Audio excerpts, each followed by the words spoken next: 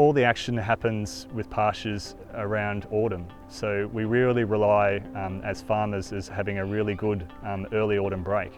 And an early autumn break sets us up in a situation where we can spray out weeds that germinate at an early period, and then once you've got control of all those weeds and they've been killed, you're right to start sowing the pasture species. But that's in a perfect scenario where you have an early autumn break. And what we've been finding in the last 10 years or so, due to variable climates, is that autumn breaks are getting later and later. So that sets us up with a challenge that we need to create what I call a pasture plan, where we say, okay, let's be more prepared about sowing our pastures by having a plan in front of us. It's just like having a calendar, where on that calendar you start putting dates of when you begin sowing, dates of when you would finish sowing, what species you would sow at different times, and how much area you would start sowing of these species. So it's really important to have this plan, because without a plan, the chances of having a successful pasture sown in autumn without a very good autumn break starts to really decrease. So I really encourage farmers out there to look at having a pasture plan if they can.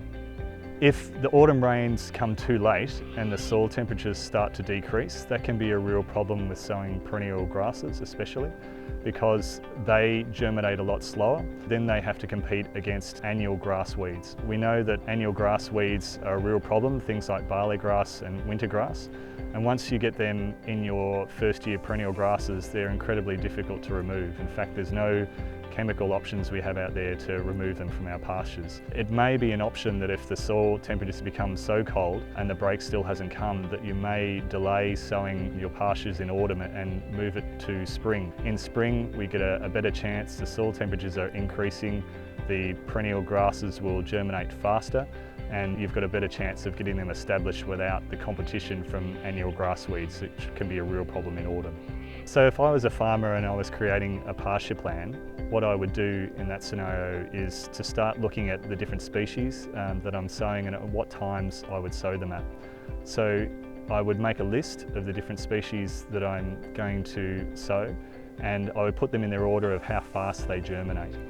And usually the species that germinate the slowest are the species that are going to hang around the longest, and they're called perennial species. We have to be very careful in sowing them, and they're very difficult or challenging to sow when there's a poor autumn break. But the advantage of having perennials in your system is that once they're established and into their second year, because of their much deeper root system, they're able to start growing much quicker than what an annual species will grow if it's just sown in that year. So because they're already established in their second year, their roots are right down to where the moisture is, and if there's limited amounts of rain, they can get growing and get started way before anything that's annual has to be sown in that year, and can start growing if the autumn break comes late. So if you're experiencing more and more poor autumn breaks, it's really important to choose a species that's really fast emerging. So these will be your cereals like your rye corn, wheat, barleys, triticales, oats.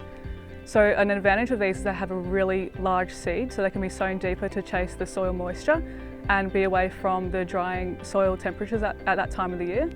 And then if you're followed up with good rains, you can go in with your ryegrasses.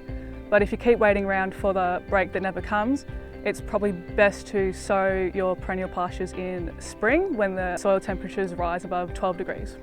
So in creating your pasture plan, it's important to identify the species that you need on their farm and the jobs that they can do on their farm. There's no silver bullet when it comes to choosing a variety. I get asked by a lot of farmers, what's the best variety out there that I can sow on my farm? And my answer to them is that there is no perfect one variety. Having more diversity on your farm is the best way to manage a variable climate. So by putting all your eggs into one basket with just sowing one variety, you might do well in one year, and then the following year that's totally different, you could really come to a muck up there. The important thing is to look at trying to have diversity on your farm. Each species does different jobs, and they have good points and bad points. So it's important to learn about their good points and take advantage of those good points, and to learn about their bad points and how do we manage those bad points on those species or varieties and make them perform to their best ability on your farm, working together to manage that variable climate that we're all experiencing. With unreliable breaks in 2018, A local farmer worked with our regional sales manager Sam Wright to create a pasture plan. This will provide feed through winter and spring with the opportunity to produce silage and hay later on in the year. This plan included 3 paddocks, one sown to stound annual ryegrass, fine feed annual ryegrass and a mass Italian ryegrass. Ultimately, the farmer received the best return per kilo for the January 19 weaner sales. Through good planning, quality feed was available to the weaned calves right up till the market. In starting your pasture plan, the important thing is to start selecting the right species that match your environment. So a key thing if you're creating a pasture plan is to get in as early as you can in developing it. And some farmers ask me, how early should I begin this pasture plan? Well, really it's about starting 2 years in advance before you start sowing a pasture. And the reason behind that is that we know that grass seeds can last in the soil for up to 2 years. And so we know that we can't remove a lot of these grasses, annual grass weeds, from our perennial grass pastures in their first year.